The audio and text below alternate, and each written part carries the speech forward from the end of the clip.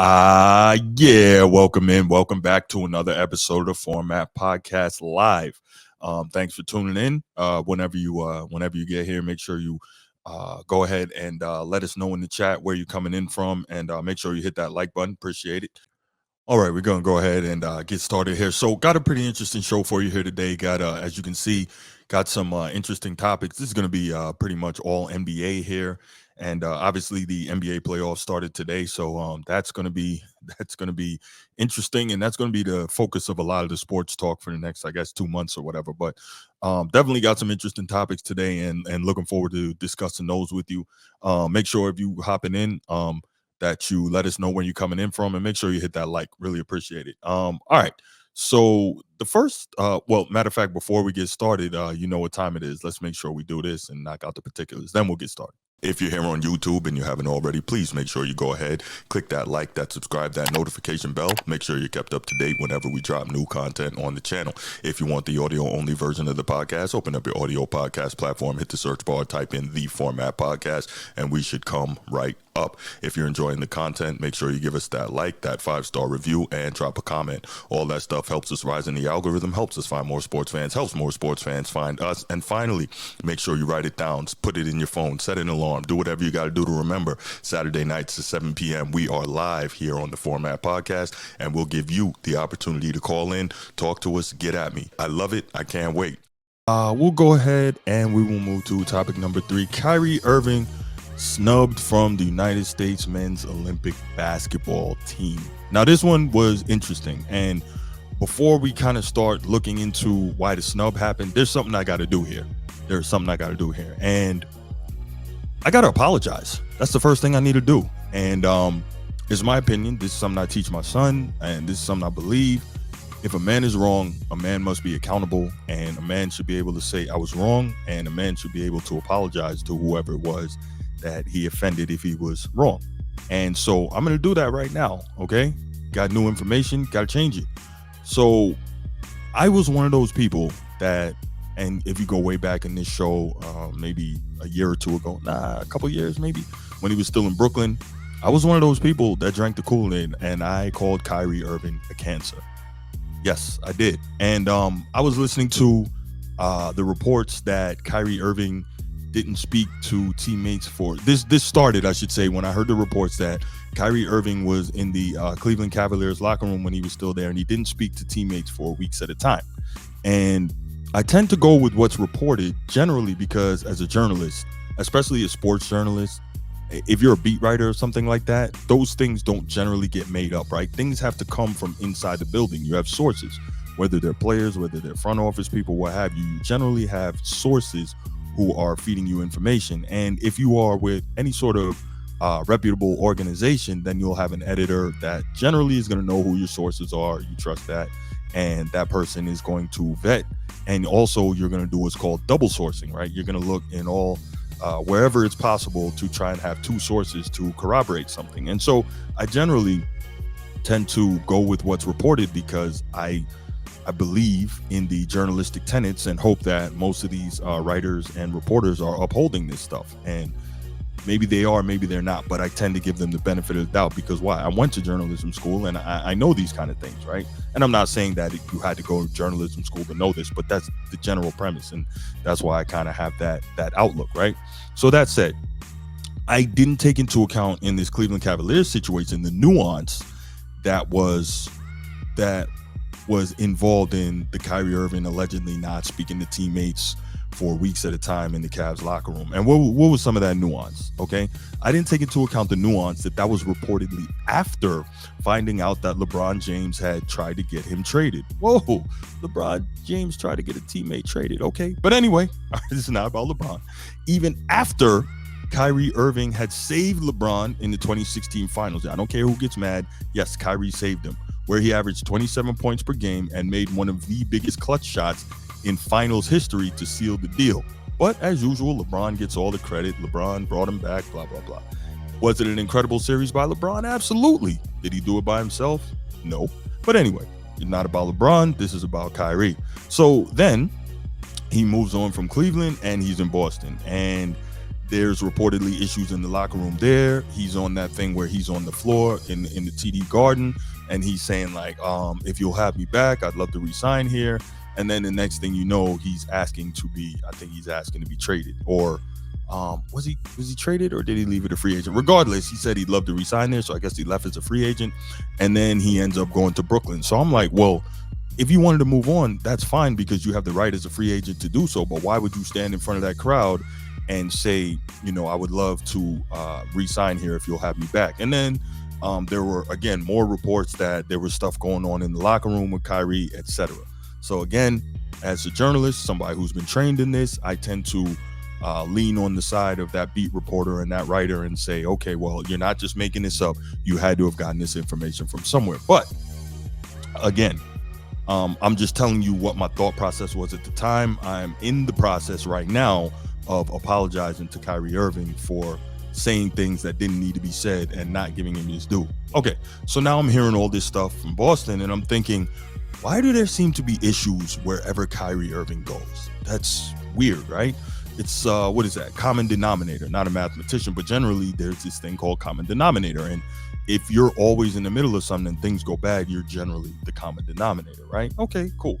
Now, next up, he ends up in Brooklyn. And the biggest thing there was the whole vaccine mandate, right? New York City at the time, the COVID pandemic and the vaccine mandate. And okay, I never had too much issue over him not wanting to take the mandate, other than I could look at it from both sides, right? There have been vaccine mandates from the beginning of our country, right? If you actually go back and look at it, there were mandated smallpox vaccines. Yes, this was happening back in the late 1700s. So we've always had vaccine mandates in this country. So whatever. But I never had too much issue over that. My bigger issue was that I felt like in some ways maybe he was letting his teammates down when they needed him, because who knows if Kyrie Irving is there, if these guys end up winning a championship that year that Giannis and the Bucks won it. Maybe not. Okay. So anyway, so let me clarify something, okay?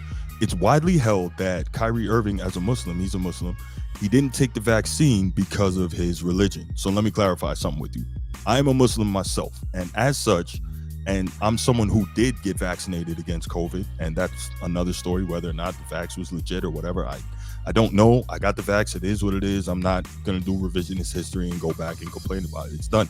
Anyway, I can tell you that as a Muslim, I did the research, and that multiple Islamic scholarly bodies throughout the world deemed that the vaccine was not haram meaning forbidden for a Muslim, or that it was bad for them to take, right? So the stance that he didn't take it because of his religion, I can tell you for sure that stance is untrue. Now, if he had other stances, just personal beliefs, etc., for why he didn't take it, that's fine, no problem with that. But just wanted to make sure that it's clear that everybody knows that stance right there has nothing to do with Islam. So anyway, there's all of that, right? Now, even through all of this, with me having called Kyrie Irving a cancer, and again, I apologize for that, I did also acknowledge that he does tons of good work around the world. He does work in his local communities wherever he is. That's a fact. We know that. He does work among the Native American communities in America, as that is, part of his own background genetically. I think his mom was Native American. He has given his own money, if I'm not mistaken, to help get clean water to an Afghan village that didn't have easy access to it. So they he helped to, build a fountain and, build what it took to get the clean water to that village. So these are all things that this guy does out of the goodness of his heart. And there's many more that I researched when I was reading about this, but I didn't want to just go down the line talking about all the great things Kyrie did, even though he does do a ton of great work. So I want to make sure that I acknowledge those things. Kyrie does a lot. So let me take a second here after all of that background and say, Kyrie Irving, you will probably never hear this, but I owe you an apology for calling you a cancer without knowing the entire story. Kyrie Irving, I was wrong. And as a man, I have no problem standing up here and saying that I was wrong. I owe you an apology. Next time I, say something like that about somebody, I will do my best to have done the background research on it first. And you didn't deserve me, or anyone else for that matter, talking about you in that way. So if you ever hear this, please take my sincere apology. If not, I still need to get it out there. Maybe someone, or someone in your circle will eventually hear this, but I apologize. All right.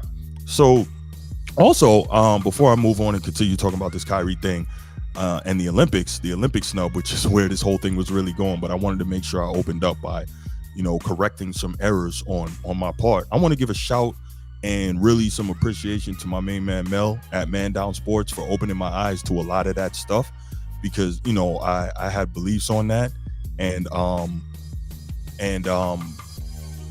he and I we had a pretty good discussion about it, and he helped me learn that a lot of those things that I thought were the case were not the case. Matter of fact, here's Mel right here. Medical or religious exemption was the only request that the NBA or military accepted. You gotta choose one when you elect not to take the jab. Okay, yeah, that was interesting. But so again, Mel, like I said, thank you.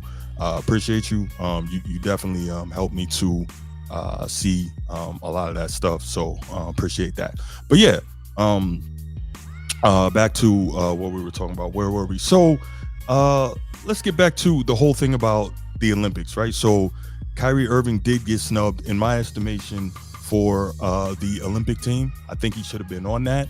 And let's talk about that a little bit, right? So earlier this week, USA Basketball announced the 2024 Olympic basketball lineup, and that's going to consist of the following: Kevin Durant, Kawhi Leonard, Drew Holiday, Tyrese Halliburton, Joel Embiid if he's healthy, Steph, Devin Booker, Bam Adebayo, and Edwards, Anthony Davis, and I think I missed Jason Tatum at the beginning. But the point is, and of course LeBron.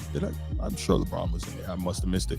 But anyway, the point is, I guess that they're trying to go over there and reclaim basketball for the United States, as the world has clearly caught up and almost completely, if not completely, closed the gap in terms of the United States and the rest of the world in basketball, right? So Kyrie Irving was on the U.S. team that won gold at the FIBA Games in 2014. He was on the U.S. gold medal team in 2016. So again, why is he not on the team this time? Why is Kyrie Irving not on the team this time?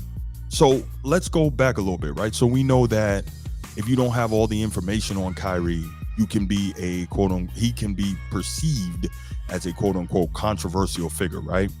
And so if you really don't take the time to listen to what he says, or to do the research, or if you don't have the opportunity to sit down and speak with him directly, or you really don't have the opportunity to sit down and really listen to an interview that he takes with someone and listen to what he has to say, then maybe you'll have some preconceived notions about the guy. And so here's my idea. I think the biggest reason that Kyrie Irving is not on the United States Olympic team is because of this. We know that Kyrie Irving is a highly principled guy, and we know that earlier this year he walked into one of the games wearing on his head that's called a keffiyeh, and he wore that going into the game, and he wore it in the post-game presser, and that is a headgear that generally shows solidarity with the Palestinian cause. And so we know that, I'm sure, that is not at all going to be taken very well in some international circles, right? Kyrie Irving is known to be a vocal supporter of Palestine and the Palestinian cause. And he, like many people throughout the world, is unhappy with the Israeli treatment of Palestine following the horrendous, heinous October 7th attacks against Israel by Hamas, right? So that said, as much as terrorism can never be advocated, Israel's disproportionate response shouldn't be advocated either, and Kyrie is not having it. And so it's my opinion that the powers that be, right, exactly. Man down, you're just a step ahead of me. I'm sure Israel's made it known they would be angry if Kyrie played on Team USA. That's one reason you're a step ahead of me. Yeah, I was just saying, it's my opinion that the powers that be are very concerned that if he's on the national team and he gets a question from, an international media body, he's going to say what he feels, and it could spark an international controversy, which is funny because many countries and many people throughout the world are against what Israel is doing and the way they are conducting their war against quote unquote Hamas in Palestine. And so the United States clearly they don't want to deal with any part of that. That was my prevailing thought on why Kyrie Irving is not on this team. Um, Joel Embiid. Joel Embiid injured on dunk. Okay. So anyway, excuse me. This is frustrating, right? Because the powers that be are worried about politics in the Olympics, which is supposed to be a global celebration of sport and of the world. But I will say this, right? When Kyrie Irving, when they asked him about the snub after everything came out, I'm sure that he handled it in a way that was totally unexpected by them being the major media. And in my estimation, I think he handled it perfectly. Let's hear what Kyrie had to say. I wish my brothers well, and I just didn't fit into this team, and I think the deliberation process was a tough one. But again, I have nothing but respect for those guys over at USAB. At this point in my career, I think my focus should be on winning the championship, and in the summertime, just going to support those guys when I get a chance. I grew up in a time too. I wanted to say this. I grew up in a time too where we actually had to try out for USAB, and we did meet up as a group and as peers, and there was a mutual respect that we earned from one another and trying out and then seeing what five meshed well. So I think obviously the timing's a little bit different. I kind of miss those days of just being able to get everybody together, break bread, and then compete against one another, and then the deliberation process happens at the end of like the 4 days or 5 day process, even though people know who's going to be on the team, you know what I'm saying? So I miss that fun part of it, of just getting together, but I wish my brothers well. And so I think maybe a lot of people did not expect Kyrie to respond in that fashion. I don't know if maybe they thought that he was going to throw a fit or a tantrum or try to make a big deal out of it. But he responded in a fashion I think that was very measured, very mature. I don't even know if it was well practiced. It was just a very good, calm, measured, mature response. And he said exactly what should have been said. He handled that perfectly. And I'm sure maybe that even irritated some people who were maybe trying to get a little more out of him so that they could make a big deal and try to paint him in a bad light. And Sneed, you're definitely right. He really does seem to be a very good dude, and they are trying to blackball him. But I think he's in the right place. Dallas is, to some degree, a major media market, more so for the Cowboys than maybe for the Mavericks. But like, he's not in New York, because imagine if he was in New York and he went and he wore that keffiyeh, right? That would have been a huge meltdown for a lot of people. It probably would have been either on the front or the back page of the Daily News or the New York Post or what have you, with some crazy headline, because New York is, and really from a historical context, has been a home of yellow journalism since the 1840s. So they're big on that. But the point is, he's in a place where he can more focus on just his spiritual growth and playing basketball and trying to win. And I think that's a very good thing for Kyrie Irving. So at the end of the day, he didn't make the team, and I truly believe that politics are why he didn't make USA basketball this time around. And it's dead wrong, just like I was dead wrong years ago when I said the things that I said about Kyrie Irving. And again, I'm going to just go out with this at the end of this segment once more.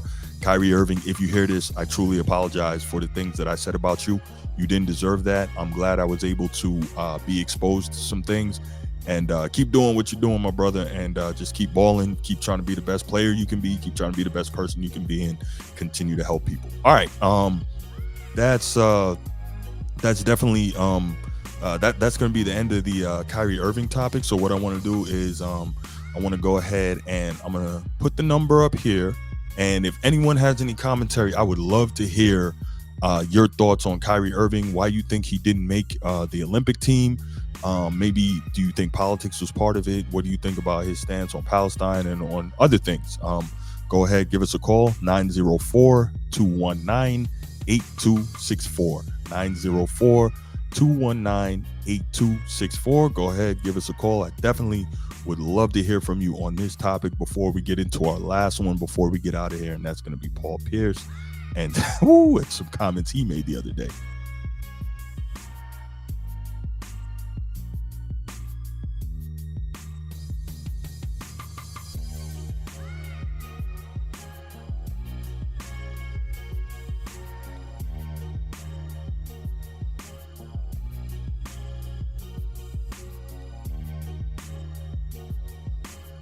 All right, no calls on that topic. All right. Let's go ahead and okay. Mel, what's going on, my brother? Look, I want to make a comment about Kyrie, man. First of all, that was commendable for you to acknowledge that you had to take a second look at all that and see that it was a little bit different than what you thought originally. That was dope. Absolutely. Appreciate that. Yeah, but nah, I think you hit the nail on the head, man. It's a political move. I don't even know if it's done out of animosity anymore. I think most of the things that was done against him in the past, like keeping him off the top 75 and some things like that. I think that was maliciously done out of some anger against Kyrie. But I think now it's mostly died down. But now it's just them thinking like, the optics of it, just having him here because of the anti-Semitic stuff. So just having him here is gonna cause more of a problem than we really gonna deal with, and that's the issue now. Because this the picking the Olympic thing, that's some high-profile people that's involved with doing that. It ain't just like some writers and some journalists. You get what I'm saying? So, yeah, you're repping for the whole country, so. Right. Now a lot of, to your point, a lot of high level people start getting involved. You're right. Yeah, but he still is going to get that low level animosity from journalists and stuff like that because, like I see people make these top 100 lists, like the Ringer and Breach Report and all that stuff, and you read those top 75 and they still have Kyrie ranked very, very low.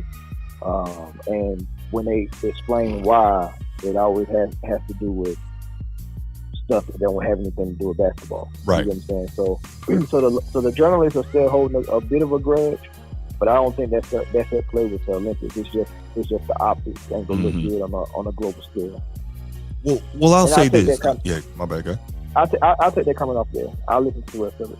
Okay. Hey, I appreciate you calling, Mel. Thank you, brother. All right, no doubt. Yeah. No, I'll just say, in response to what Mel had to say, I think there's a lot of truth to what he said, but it's weird to me. Obviously, I don't work for any major media outlets, so I'm not in a position to face the backlash. But I can say, as someone who, again, is trained as a journalist and got a degree in this and went to school for this and worked in journalism for a while, not currently working in journalism, but the fact is, if I can come out here and say, hey, I was wrong, and I did some more research and found out some more things, and what I thought wasn't the case, like I never understood why it's so hard to do that. But I guess when you have higher level external powers leaning on you, it's a lot harder maybe sometimes to try and do the right thing, I guess. But yeah, thanks for calling, Mel. I appreciate you.